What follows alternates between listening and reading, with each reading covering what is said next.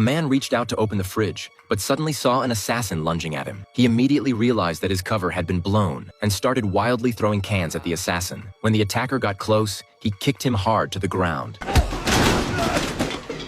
Then, Dan casually grabbed a pack of diapers, and in front of everyone's shocked eyes, he quickly walked to the front desk to check out. As a former top-level assassin, he knew this was far from over. Next, Dan smoothly drifted back home. He hurried to the staircase, pulled out a long hidden duffel bag filled with weapons and expired passports. To get his wife and kids out of danger, Dan immediately called his all-capable partner Augie, asking him to prepare international passports for the whole family. Meanwhile, Dan rushed to his daughter's school, planning to pick her up immediately. But when he entered the classroom, she was nowhere to be seen. Luckily, relying on his knowledge of his daughter, he roughly guessed where she might be. Soon, Dan found his daughter and took her with him. Before the assassin could catch up, he still had to find his son and wife first. Fortunately, his son was just at a friend's house playing video games. After receiving a message from his friend, he panicked about getting scolded by his father and ran out. Seeing his son safe, Dan quickly gathered both kids and set out to find his wife, Jessica. But halfway there, Dan noticed a car following them. To see if it was the assassin, he deliberately drove into a tunnel as a test.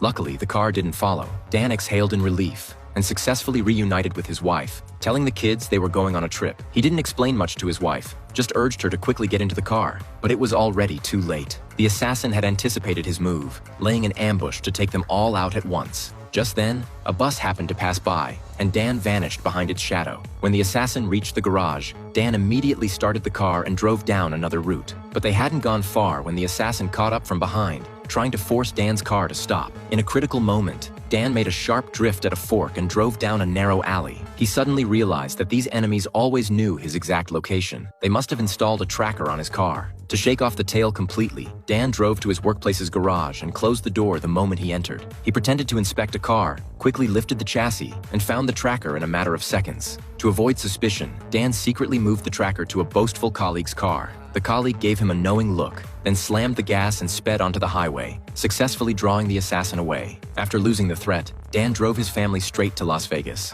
What he didn't know was that the head of the assassin organization, McCaffrey, had already arrived at his former home. Seeing Dan's family happy together, McCaffrey flew into a rage and immediately issued a kill order. Meanwhile, after a long, grueling journey, Dan and his family finally reached Las Vegas. To ease their exhaustion, he booked a presidential suite and even arranged a romantic candlelit dinner. But unexpectedly, when they returned to the room, full and satisfied, a red dot had already locked onto Dan's forehead.